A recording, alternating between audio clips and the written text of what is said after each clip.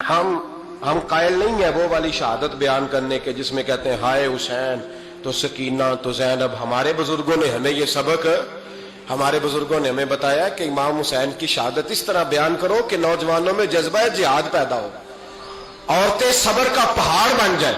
इस तरह शहादत हम वो वाली। लेकिन एक बात जरूर ज़हन में रखें, ये जो लोग कहते हैं ना बड़े मजलूम थे पानी नहीं आ सका, मेरे से हवाला देखे जिसने देखना है, मेरे से हवाला देखे, मेरे से।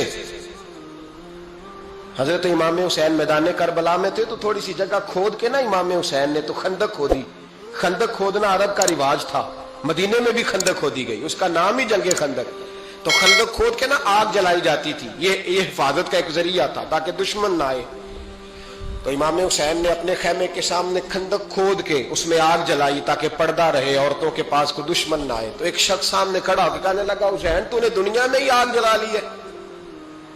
माज अल्लाह सुम्मा माज अल्लाह कहने लगा, आगे तो आग मिलेगी, यहां जला ली है।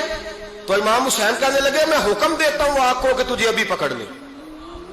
लोग कहते हैं मजलूम थे, मैं हुक्म देता हूं आग को तुझे अभी पकड़ ले। ये लफ्ज इमाम हुसैन ने कहे। मैं 3 किताबें तो मेरी लाइब्रेरी में अभी हैं जिनमें हवाला है, 3 कुतब से, और आज कल परसों की किताब नहीं, सैकड़ों साल पुरानी। जब कहा ना मैं हुक्म देता हूं तो वो आदमी घोड़े से नीचे गिरा, घोड़े से नीचे गिरा और घोड़े की रिकाब के अंदर उसका पैर उलझा।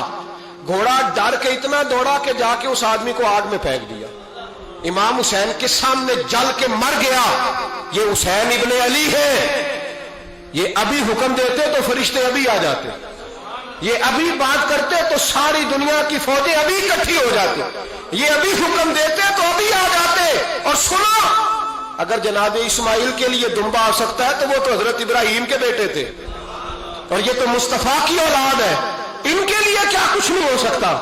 लेकिन इमाम हुसैन ने पसंद किया था करबला के जिहाद को, इसको पसंद किया था मौला अली ने, वो अपनी पसंद पे थे। कोई आदमी इस तरह ना बयान करे कि बड़े मजलूम थे तो बड़ी मुश्किल में थे तो बड़ा रोते थे बड़े, और कोई शख्स ऐसी बात। यहां तो तमाशा लग गया है, तमाशा लग गया है। एक वो है जो आजकल कह रहे बस जी वो तो 2 शहजादों की जंग थी, उन्हें भी शर्म नहीं आती, और एक मिंबरों पे चढ़े हुए हैं, चेहरे पे दाढ़ी कोई नहीं, सर पे टोपी कोई नहीं, बाजारी सा अंदाज है, कभी दौड़ के इधर जाते हैं, कभी भागते हैं, कभी कहते हैं ऊंचा बोलना, पैरों पे खड़ा होना, ये लोग बयान करेंगे इमाम हुसैन की बात, ये लोग बयान करेंगे। बीबियों के मसाइब पढ़ रहा हूं, वो और बीबियां होती हैं जो हाय हाय करती हैं, वावेला करती हैं। ये मेरे नबी का खानदान है, ये मेरे नबी का खानदान है, नबी का खानदान। मैं हवाला दिखाऊंगा, मुझसे सुनो हवाला।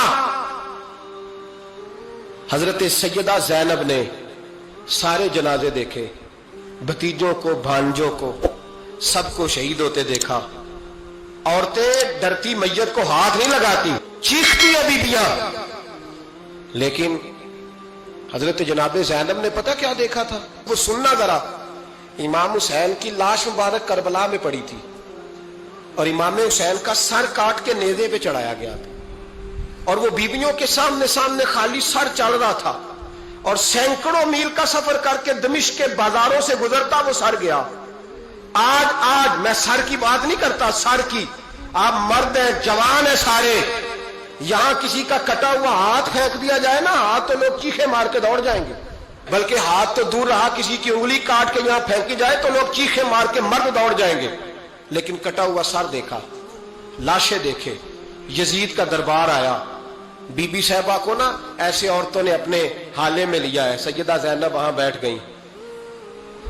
तो जब बोला ना यजीद दरबार में, कहने लगा कि देखो अल्लाह ने इज्जत वालों को इज्जत दी, माज अल्लाह सुम्मा माज अल्लाह। और मेरे मुखालिफिन का क्या अशर हुआ जब उसने देखे ना, एक आदमी मजबूर है, मकहूर है, इतना लंबा सफर है, गुर्बत है, प्यास है, बीमारी है, क्या अंदाज है जब इस आलम में यजीद के दरबार में उसने गुस्ताखी की इमाम हुसैन की।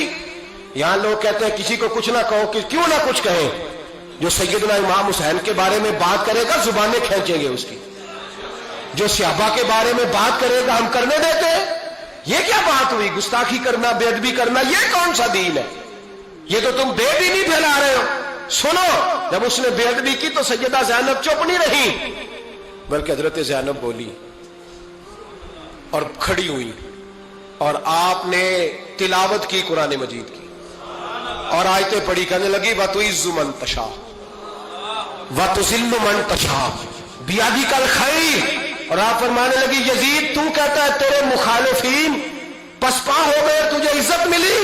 آپ فرمانے لگے یہ تیرا دربار ہے نا، یہ تیرا سجا ہوا ہے نا، تیرا اس وقت ڈنڈا چلتا ہے نا؟ فرمانے لگی چند سال ٹھہر جا، تیرے اوپر لوگ لعنتیں برسائیں گے، اور فرمایا جب جمعے پڑھے جائیں گے تو لوگ میرے حسین کے نام کے خطبے پڑھیں گے۔ فرمایا آج یہ تیرا دربار ہے نا۔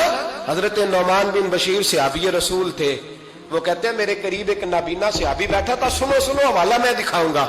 کہنے لگے میرے قریب اس وقت یزید کے دربار میں ایک نابینا صحابی بیٹھے تھے، جب بی بی زینب نے یہ بات کی نا تو وہ نابینا صحابی میرا ہاتھ پکڑ کے کہنے لگے نعمان علی آ گئے، یہ تو علی کی آواز ہے، علی آ گئے، جبریل امی بول رہے ہوں جیسے، حکمت کے گوہر رول رہے ہوں جیسے، دربار دمشق میں وہ زینب کا خطاب منبر پہ علی بول رہے ہوں جیسے۔ کہنے لگے علی آ گئے، علی، یہ تو علی کی آواز ہے۔ جناب نعمان بن بشیر کہنے لگے نہیں، علی جب بولتے تھے تو بڑا رنگ ہوتا تھا، ابھی تو زینب کھل کے بول ہی نہیں رہی، ابھی تو زینب ستائی ہوئی ہے، ابھی تو زینب زخم کھا کے آئی ہے، ابھی تو زینب پیاسی ہے۔ کاش زینب تر و تازہ ہوتی تو زینب خطبہ پڑھتی تو علی کی طرح گرجدار آواز نکلتی، یزید کے محل کانپتے، جبریل امی بول رہے ہوں جیسے، حکمت کے گوہر رول رہے ہوں جیسے، دربار دمشق میں بی بی زینب کا خطاب منبر پہ علی بول رہے ہوں جیسے۔ وہ مسکینوں کی طرح منتیں نہیں کر رہے تھے، ہائے پانی ان کا مزاج ہی نہیں تھا، بلکہ وہ دلیر لوگ تھے، دلیر، اور بر موقع بر محل بولتے تھے۔ یزید آیا دربار میں، جب یہ سارا قافلہ وہاں پہنچا تو یزید دربار میں آیا، اور جب وہ دربار میں آیا تو بادشاہوں کا طریقہ ہے، گاڑیاں، اب ہمارے بادشاہوں نے روٹر والی گاڑیاں رکھی ہوئی ہیں، وہ یوں یوں چلتی ہیں، شور ہوتا ہے پیچھے۔ اس زمانے میں کہا جاتا تھا با دبا ملاحظہ ہوشیا، پیچھے ہٹ جاؤ پیچھے ہٹ جاؤ، نعرے لگنے لگے۔ تو یزید کا ایک ناخلف بیٹا امام زین العابدین سے کہنے لگا تیرا باپ کہاں ہے؟ دیکھ یہ میرے باپ دادا کے نعرے، دیکھ میرے باپ کے نعرے، تیرے کدھر ہے؟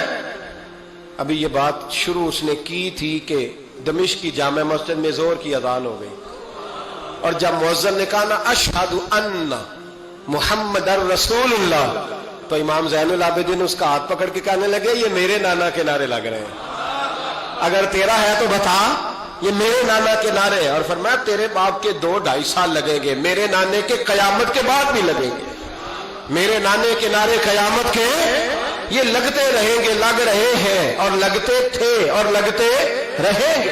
میرے بھائی یاد رکھو، دلیری، ہمت، پہلی بات ان سے پیار کرنا ہے، دوسرا ان کی ہمت، ان کا مقام دلیری کرنا ہے، ان کا کام ہمت کرنا ہے، ان کا کام ڈٹ جانا ہے، کمزوری دکھانا اہل بیت کا طریقہ ہوتی۔ حضرت عباس کے بازوؤں میں درد ہوتی، جناب زینب پھر پریشان ہوتی ہیں کہ ہم تو اس بے حیائی کے خلاف لڑے اور امت ابھی یہ گند کر رہی ہے۔ جو چوکوں میں کھڑا ہوتا ہے نا عورتوں کو تاڑتا ہے، وہ یزید کے طریقے پہ عمل کرتا ہے۔ یہ دلائل ہے، آپ سوچ لیں، اندازہ کر لیں کہ ہم نے کس جماعت میں کھڑے ہونا ہے، اس لیے گند سارا نکالیں۔ امام حسین کا ایک پیغام آج اپنانا بڑا ضروری ہے۔ امام حسین نے سر سجدے میں کٹایا اور قرآن کی تلاوت نیزے کی نوک پہ بھی جاری رہی ہے، اس لیے آج کم از کم 10 نفل امام حسین کی سنت سمجھ کے ضرور پڑھیں گے انشاءاللہ۔ جنہوں نے روزہ رکھا ہے بڑا اچھا کیا ہے، چلو جو نہیں رکھ سکے پھر بھی نفلی ہے، کوئی فرض نہیں، کم از کم 3 دفعہ سورت یاسین کی تلاوت آج ضروری ہے امام حسین کے لیے، کریں گے انشاءاللہ تعالی۔ اگر وہ نیزے کی نوک پہ پڑھ سکتے ہیں تو آپ ان کی خاطر بھی تو پڑھ ہی سکتے ہیں نا۔ تو بہت ضروری کام آج نفل پڑھنا ہے، اور بہت ضروری کام آج قرآن پاک کی تلاوت کرنا، کریں گے انشاءاللہ تعالی۔